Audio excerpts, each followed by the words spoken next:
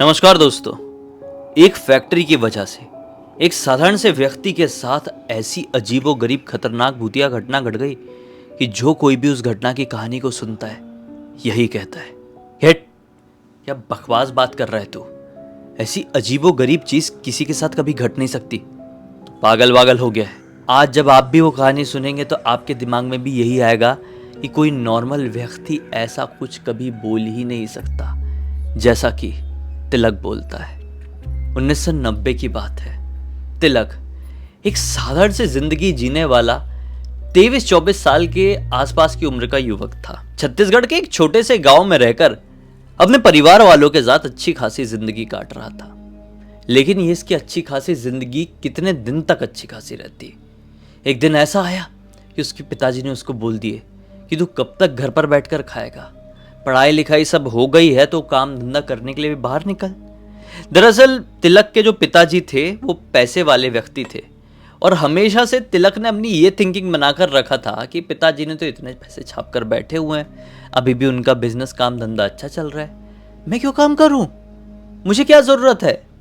और ऐसा केवल तिलक के नहीं, बहुत सारे लोगों की सोच होती है। ये भी ऐसी सोचता था भाई, और इस चक्कर में ये बिल्कुल भी नौकरी के लिए हाथ पैर नहीं मार रहा था।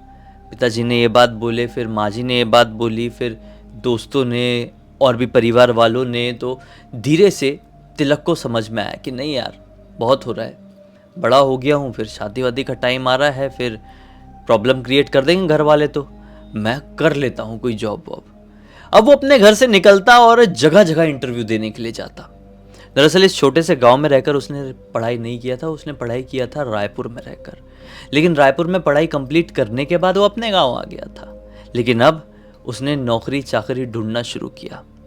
वो अलग अलग कंपनीज में जाता, अलग अलग फैक्ट्रीज में जाता, अलग अलग इंडस्ट्रीज में जाता, अपना रिज्यूमे देता, इंटरव्यू देता और लौट जाता। कहीं से भी रिस्पॉन्स बिल्कुल भी नहीं आ रहा था। फिर ठीक 1 साल की कड़ी मेहनत के बाद उसको एक कंपनी की तरफ से कॉल लेटर आ जाता है कि भाई आपका सिलेक्शन हम करने के लिए तैयार है। अब ये जो कंपनी थी ये से घर से बहुत दूर भी नहीं थी, लेकिन हाँ थोड़ी तो दूर थी। इस कंपनी ने इसको एक अजीबो गरीब मज़ार में लटका दिया था, क्योंकि इसका घर एक बहुत छोटे गांव में था। जैसे मैं आपको बता रहा हूँ, गांव का नाम बताए कोई फ़ायदा नहीं, आप लोग नहीं जानते होंगे। तो एक बहुत छोटे से गांव में इसका घर था और जो फैक्ट्री थी वो इसके घर से लगभग 5 किलोमीटर दूर थी। और जहां पर ये फैक्ट्री थी वहां पर कोई रिहायशी इलाका नहीं था, ये केमिकल फैक्ट्री थी। तो वहां पे आसपास किसी घर होने का कोई सवाल ही नहीं था।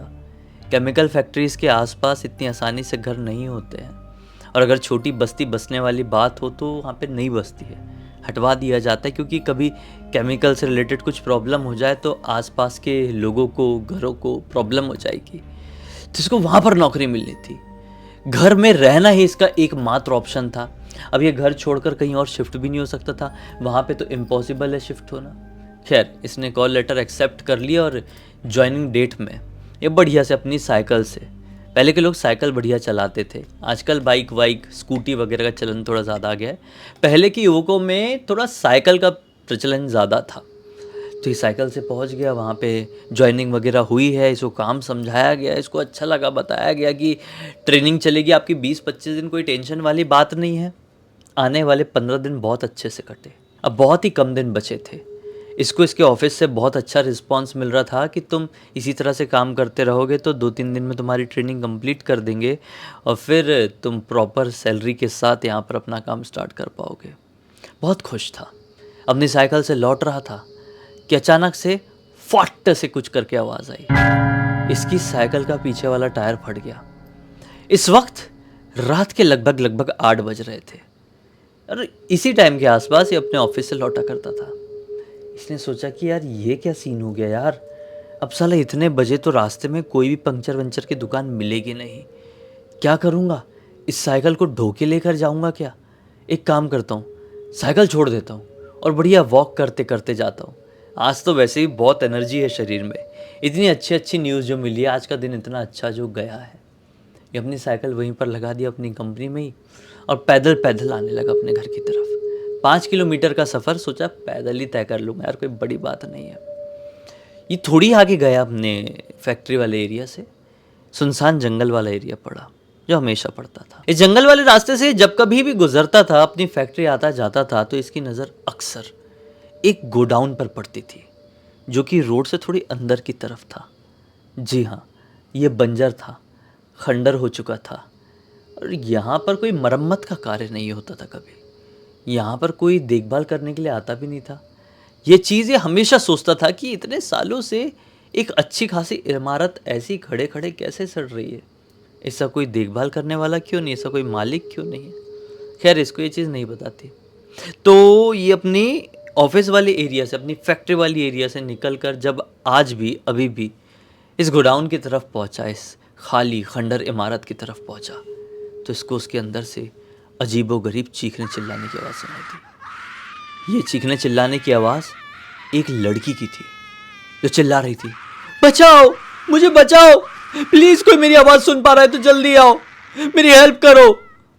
ये घबरा गया कि कोई लड़की मुसीबत में है क्या यार, मतलब मुझे जाना चाहिए क्या वहाँ पे, क्या हुआ उस लड़की को। ये 2 कदम उस तरफ बढ़ा, मतलब जैसे समझ लो ये रोड चल रही है ना, रोड के जस्ट बाजू में इसके लेफ्ट साइड में जंगल टाइप का एरिया है और वहाँ से थोड़ा और जाके वो बड़ी सी इमारत है। तो इसको उस इमारत से आवाज़ आ रही थी। इलाका पूरा सुनसान है, रात का वक्त है, सड़क बिल्कुल नहीं चल रही है, तो इसको चीखने चिल्लाने की आवाज़ आ रही थी। ये थोड़ा 2 कदम अपनी रोड से उतर के उस तरफ बढ़ के थोड़ा चिल्लाया, ये क्या हो गया, कौन है वहाँ पे, प्लीज़ जो कोई भी हो, प्लीज़ मुझे बचाने के लिए यहाँ पर आओ। अब ये समझ गया अंदर जो कोई भी है वो कोई बड़ी मुसीबत में है। ये सारी चीज़ें इग्नोर करता है और भागता है उसकी तरफ जहाँ से वो आवाज़ आ रही थी। सोचा मैं बचा लूँगा अगर कोई लड़की मुसीबत में। तो भागते भागते इसको एक बड़ा सा लकड़ा भी मिला। पेड़ पौधे तो बहुत सारे थे, किसी पेड़ का टूटा रहा होगा डाल वाल, वो लकड़ा उठा के बढ़ाया कि कोई गलत आदमी लड़की के साथ कुछ कर रहा होगा तो मैं उसको पीट पाट डालूंगा। अब ये उस लकड़े को लेकर जैसे ही उस इमारत के अंदर पहुंचा है, क्या देखता है कि उस इमारत के अंदर एक हॉल है। उस हॉल के बिल्कुल एंड में एक खिड़की लगी हुई है। वो खिड़की से कूद के कोई भागा। इसने ये देखा, कौन था वो कौन नहीं ये तो समझ में नहीं आया, लेकिन हाँ उस खिड़की से तुरंत निकल के कोई भागा है। लेकिन अब इसका मेन मकसद क्या था, लड़की को देखना जिसके चीखने चिल्लाने की आवाज़ सुनाई दे रही थी। क्योंकि जैसे ही इस इमारत के अंदर घुसा तो चीखने चिल्लाने की आवाज़ तो बंद हो चुकी थी, सिर्फ रोने की आवाज़ आ रही थी। इसने देख लिया शायद जो मुसीबत थी, जो कोई भी आया हुआ था वो खिड़की से भाग गया है, लेकिन लड़की की रोने की आवाज़ कहीं से आ रही है। ये चिल्लाने लगा, कोई है यहाँ पर, कहाँ आप रो रही है, कुछ सुनाई नहीं दे रहा है। रिस्पॉन्स कुछ नहीं आ रहा है लड़की का, वो सिर्फ रोई जा रही है रोई जा रही है।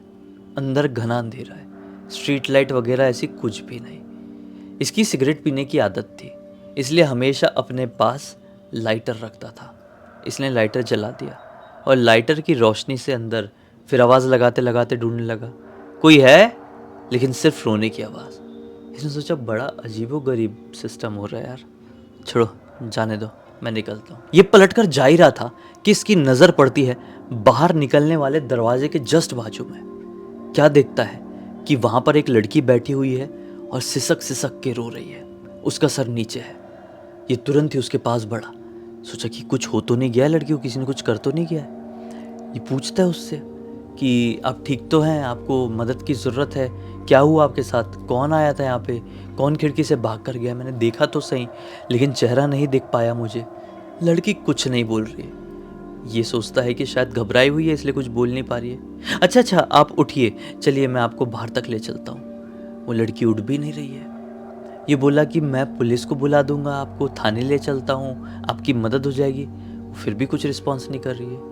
बोलता है आपका घर कहाँ पर है, आपके पति भाई बहन माँ बाप कोई है बताइए, मैं आपके घर पर इन्फॉर्म कर देता हूँ। वो फिर भी कुछ रिस्पॉन्स नहीं कर रही है। इसने लगभग 20 मिनट तक उसके बाजू में बैठ के उसको समझाने की कोशिश किया, लेकिन वो लड़की सर नीचे करके बस नॉन स्टॉप रोई जा रही है रोई जा रही है रोई जा रही है। इसने सोचा कि एक बार थोड़ा हाथ लगा के दिलासा देता हूँ। ऐसा बहन बोल के ऐसा उसके कंधे में दिलासा देने के लिए टच किया है कि उसने अपना सर उठाई और इतने आंसू आ रहे थे उसके, इतनी रो रही थी कि उसका चेहरा पूरी तरीके से मुरझा चुका था और रो रो के पूरी आंखें लाल कर ली थी। कुछ नहीं बोलती है, इसको देख के भी रोती रहती है। बोलता है उठिए ना, चलिए ना।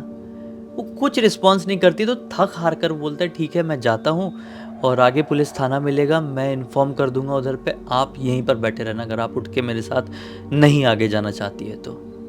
ये उठा और बाहर निकल गया। बाहर तक उस लड़की की रोने की आवाज़ सुनाई दे रही थी। ये बाहर निकलकर रोड से होते हुए थोड़ी आगे जाने लगा। अब जिस रास्ते में ये चल रहा था, ऑब्वियसली उस रास्ते में एक थाना इसको मिलना था, इससे गांव का ही थाना। ये उस इलाके से जहाँ पर ये सब कुछ कांड अभी हुआ है, वहाँ से लगभग 400 मीटर आगे पड़ा है। किसकी नज़र पड़ती है एग्जैक्टली रोड के साइड वाले एरिया में। एक पेड़ था, बरगद का पेड़। उस पेड़ के नीचे कोई तो खड़ा हुआ है।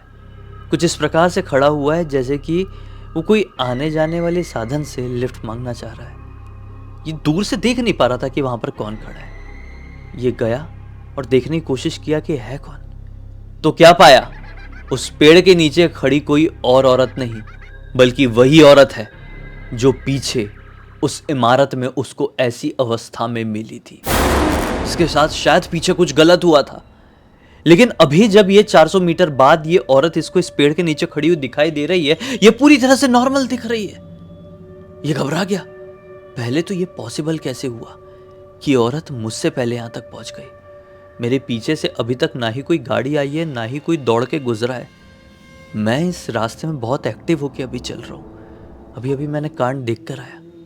मैं ऐसा ऊपर नीचे सर करके चला ही नहीं हूँ। तो ये मुझसे पहले यहाँ तक कैसे पहुँची?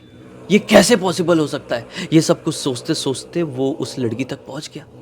उस लड़की से कहता है कि मैडम आप ठीक है ना? अभी आप मुझे उधर पे रोते हुए मिले थे, अभी आप यहाँ पे नॉर्मल तरीके से खड़े हो। मतलब आपको थाने नहीं जाना है, आप कहाँ जाने के लिए खड़ी हो यहाँ पर? ये बोलती है कि क्यों, आपको ऐसा क्यों लग रहा है कि मेरे साथ कुछ हुआ है? मैं तो बहुत देर से यहाँ पे खड़ी हूँ, किसी से लिफ्ट मांगने की कोशिश कर रही हूँ। मुझे यहाँ से आगे जाना है, अपने घर जाना है, लेकिन कोई भी साधन मुझे देखकर पता नहीं अपनी गाड़ी रोक क्यों नहीं रहा है। आप रुके चलो बहुत अच्छा है, मुझे अपने साथ आगे तक ले चलो ना, मेरे घर तक मुझे छोड़ दो ना। उसने ऐसा कहकर इतनी वियर्ड सी स्माइल करी कि इसकी दिल की धड़कनें ना जाने क्यों अजीबोगरीब तरीके से बढ़ गई। इसको एक घबराहट होने लगी कि ये कैसी बात कर रही है। अभी अभी ये बहुत बेतहाशा रो रही थी, इसके कपड़े भी थोड़े से फटे हुए थे। इसके साथ ज़रूर उस इमारत में कुछ गलत हुआ था। अभी ठीक मुश्किल से 5 मिनट बाद ये मुझसे इतनी आगे मिली है और ये इतनी नॉर्मल कैसे, स्माइल कैसे कर रही है। ये बोलता है नहीं नहीं नहीं, मैं कहीं नहीं जा रहा हूँ, यहीं पे थोड़ी आगे ही मैं रहता हूँ, आप देखिए कोई ना कोई आपको गाड़ी मिल जाएगी, आप गाड़ी से ही जाइए। ऐसा बोल के ये जल्दी जल्दी अब अपने घर की तरफ बढ़ने लगा। अब इसको कुछ समझ में नहीं आ रहा था कि अभी अभी मेरे साथ क्या हुआ। 2 अजीब व गरीब इंसिडेंट्स हुए, एक वो वाला इमारत में और एक यहाँ पर पेड़ के नीचे। ये इसकी समझ से परे था। थोड़ी आगे जाने के बाद लगभग 300 मीटर का सफ़र तय किया था कि फिर से वही लड़की इसको रोड के किनारे खड़ी दिखाई दी। अब इसकी तो चीख निकल गई मुंह से और अब इसको समझ भी नहीं आया कि मैं क्या करूं क्या नहीं। ये अपना उस सड़क वाले रास्ते को छोड़कर एक दूसरे साइड भागने लगा। ये राइट साइड वाले जंगल की तरफ भागा। जैसे ये सड़क में चल रहा है, वो अपने राइट साइड वाले जंगल की तरफ दौड़ना शुरू कर दिया कि वो चीज़ मुझे तीसरी बार कैसे दिखाई दी, वो औरत मुझे तीसरी बार कैसे दिखाई दी। पहले उस फैक्ट्री में कुछ उस हालत में, और फिर उस बरगद के पेड़ के नीचे बिल्कुल नॉर्मल, और यहाँ पर एक वियर्ड सी स्माइल चेहरे में लिए। ये भागा है गंदा वाला, भागते रहा भागते रहा भागते रहा भागते रहा। थोड़ी आगे जाने के बाद इसको एक आदमी दिखाई देता है। ये आदमी पैदल पैदल अंदर की तरफ से कहीं बाहर की तरफ आ रहा था और ये बाहर की तरफ से अंदर जा रहा था। वो आदमी ने इसको रोका, अरे भाई साहब आप ठीक तो हैं? इतने घबराए घबराए कहाँ पर भाग कर जा रहे हैं? ये उस आदमी को बोलता है कि अभी अभी मेरे साथ ऐसा ऐसा कुछ हुआ है, आप मेरी मदद कीजिए, मुझे मेरे घर तक जाना है, मेरे को समझ में नहीं आ रहा है, ऐसा लग रहा है आज मेरी जान चली जाएगी। आदमी बोलता है आप आराम से बात कीजिए, इतनी घबराने वाली इतनी डरने वाली कोई बात नहीं है, आपका घर कहाँ है ये बताइए। तो अपना ये लड़का बोलता है कि मुझे बिल्कुल भी समझ में नहीं आ रहा है, मैं भाग भाग के कहाँ तक आ गया हूँ, अभी बिल्कुल भी दिमाग काम नहीं कर रहा है, मुझे बहुत डर लग रहा है। आदमी बोलता है अच्छा अच्छा ठीक है, एक काम कीजिए, आप मेरे साथ मेरे घर तक चलिए। मेरे घर पर मेरी पत्नी ने बढ़िया गरम गरम पुड़िया और आलू की सब्ज़ी बनाई हुई है, आप कुछ खा लीजिए, चाहे तो आज रात में वहाँ पर आराम कर लीजिए और सुबह उठ के अपने घर चले जाना। ये बोलता है, अच्छा ठीक है, ऐसे ही कर लेते हैं, मैं आपके साथ आपके घर ही चल लेता हूँ, क्योंकि मेरे अंदर हिम्मत नहीं बची है कि मैं अपने घर अब ऐसे जा सकूँ। मेरे घर पर भी मेरे मम्मी पापा देखेंगे तो बहुत ज़्यादा डर जाएंगे ऐसे हालत में मुझे। चलिए। अब वो आदमी उसे अपने साथ लेकर जाने लगता है। आदमी आगे आगे, अपना तिलक पीछे पीछे। थोड़ी देर बाद एक घर दिखाई देता है। यही इस आदमी का घर था, ऐसा लग रहा था। यह आदमी उस घर के अंदर गया, इसको भी लेकर गया। पत्नी किचन में थी, चूल्हा जल रहा था, बाहर तक रोशनी आ रही थी और अंधेरा, केवल एक लालटेन लटक रहा था जहाँ पर ये लोग बैठे हुए थे। एक छोटा सा झोपड़ी जैसा घर था। ये लोग बैठ गए। पत्नी कहता है इससे कि मैं भी अपनी पत्नी को बोलता हूँ कि कुछ खाना अच्छा आपके लिए भी लगा दे, बढ़िया सी थाली में तैयार करके मैं पत्नी के हाथों अभी ला रहा हूँ, भिजवा रहा हूँ यहाँ। ऐसा बोल के ये किचन की तरफ गया। किचन में अंदर की तरफ चले गया। पता नहीं पत्नी से क्या बात किया और फिर आया और इसके बाजू में बैठ गया। पत्नी इसकी ठीक 5 मिनट बाद उस किचन से चलकर इसकी तरफ आती है। उसका चेहरा देख के इसके दिमाग की बत्ती गुल हो जाती है, तोते उड़ जाते हैं दिमाग के, क्योंकि उसकी पत्नी कोई और नहीं, वही औरत थी जो पहले इमारत में ऐसी अवस्था में दिखाई दी थी, दूसरी बार बरगद के पेड़ के नीचे नॉर्मल अवस्था में दिखाई दी थी, तीसरी बार एक और बार सड़क के किनारे वियर्ड से स्माइल करते हुए इसको दिखाई दी थी, और अब इस आदमी के घर के किचन में इसकी पत्नी के रूप में दिखाई दे रही है। उसकी दिमाग की बत्ती गुल हुई और ये वहीं पर बेहोश हो गया। कौन कौन अपने आप को संभाल पाएगा इसी सिचुएशन में? वहीं पे बेहोश हो गया। अब जब ये जागा, इसकी आंख में बहुत जोर से किसी ने कुछ तो भी मारा। ये घबरा कर एकदम दिल की धड़कन घड़ घड़ घड़ जैसे रुक गई थी धड़कने और धक धक धक करके ऊपर वापस आ गई। ये तुरंत अपनी आंख साफ किया। आंख खोला तो सामने क्या देखता है? दिन का वक्त हो चुका है और कोई आदमी खड़ा है। आसपास 2-4 गायें भी है और भैंसे भी। यह आदमी शायद इन गायों और भैंसों को चराने वाला व्यक्ति है। जैसे ये रियलाइज किया कि मैं तो खुले जंगल में पड़ा हुआ हूं, तो अचानक से चिल्लाने लगा, मुझे बचाओ, उस औरत से बचाओ, वो मुझे मार डालेगी, मुझे बचाओ। ये चराने वाला, ये गाय चराने वाला व्यक्ति इसको बस देखता ही रह गया। भाई क्या हो गया तुम्हें? क्या हो गया? ठीक तो हो ना? अरे यहाँ पर क्यों पड़े हुए हो? कहाँ के रहने वाले हो? ये बोलता है यहाँ पे घर था, यहाँ पे बहुत अच्छा घर था, सुंदर घर था, एक आदमी और उस भूतिया औरत का घर। ये मैं इधर कैसे पड़ूंगा? कुछ समझ में नहीं आ रहा है। ये गाय चराने वाला व्यक्ति समझ गया कि तिलक की दिमागी अवस्था ठीक नहीं है। इतना अच्छा आदमी यार, उसी गाय भैंस भी थोड़ी समझदार होगी। उसने अपनी गाय और भैंसों को वहीं पर छोड़ा और तिलक को लेकर, तिलक ने जैसा बताया उसे घर तक आया और लौट गया। पूरी बात बताया, मतलब जितना ये चराने वाले ने देखा था उतना तिलक की मम्मी को बता दिया और ये लौट गया। तिलक अपने घर में आने के बाद थोड़ा मुंह हाथ धोया है, थोड़ा डर कम हो गया था उसका। उसके बाद सो गया, फिर उठा और रोने लगा। फिर उसकी मम्मी उसके पास गई और उससे सारी चीज़ें पूछी कि तेरे साथ क्या क्या हुआ था, सही सही बता। इसने सब बताया, बता के ख़त्म किया। 2 सेकंड रुका, फिर से रिपीट करने लगा, फिर कंप्लीट किया, फिर रुका, फिर रिपीट करने लगा। ये नॉन स्टॉप वो चीज़ बोलता ही रहा। पिछली रात को इसके साथ जो कुछ भी हुआ था, इसने अपनी मम्मी को 2-2 सेकंड के ब्रेक में वो नॉन स्टॉप बोला है। फिर इसके पापा है, पापा को भी सेम बात बोल रहा है। इसके दोस्त मिल रहे हैं, उनको भी सेम बात बार बार बोल रहा है। मोहल्ले पड़ोस वाले, ऐसे करते करते 7-8 दिन बीत गए और इसकी दिमागी स्थिति पूरी तरीके से ख़राब हो गई। इसको कहाँ कहाँ नहीं दिखाया गया, कौन से डॉक्टर के पास नहीं ले जाया गया, लेकिन ये बेचारा नॉर्मल नहीं हो पाया। आज तिलक की शादी नहीं हो पाई है। तिलक की उम्र अच्छी खासी हो गई है। आप समझ सकते हैं कि उस समय ये 22-23 साल का था 90 में, तो अभी तिलक की उम्र यही कुछ 55 साल के आसपास हो गई होगी, मुझे ऐसा लगता है। ये एक ऐसी घटना है जिसकी कहानी इस गांव के हर एक बच्चे को पता है, क्योंकि तिलक ने लोगों को पकड़ पकड़ के 50 बार ये कहानी सुनाया है। इस पूरी घटना की जानकारी मुझे किसी और से नहीं बल्कि इसी गाँव के एक अनिल नाम के लड़के से पता चली। मैंने सोचा आप लोगों के सामने ये कहानी लेकर आऊँ, जिससे आपको सीख मिले कि भाई कभी भी कैसी भी सिचुएशन आपके सामने खड़ी हो जाए, हिम्मत से उसका सामना करो, डट कर। अगर वो चीज़ आपके दिमाग में चढ़ गई ना, तो आपकी ऐसी हालत भी हो सकती है। खैर, अब इसी एक नोट के साथ इस कहानी का अंत करते हैं। अब तक इस वीडियो को देख लिया तो लाइक ज़रूर कर देना, चैनल को सब्सक्राइब करके बेल आइकन दबा के ऑल के ऑप्शन में क्लिक करना, क्योंकि इसी तरह के हैरान कर देने वाले खौफनाक वीडियोस डेली आप लोग के सामने लेके आता रहता हूँ। इंस्टाग्राम की लिंक इस वीडियो के डिस्क्रिप्शन बॉक्स में मिल जाए, क्लिक करके डायरेक्टली वहाँ पर पहुँच जाना। और इसी तरह की कोई भी कहानी, टॉपिक या जानकारी आप लोग के पास भी है तो लिख भेजना। हो सकता है मेरा अगला वीडियो कल आपके हिसाब से ही बन रहा हो। तो चलिए कल फिर से मिलते हैं, तब तक के लिए बहुत बहुत धन्यवाद। आपका दिन शुभ हो।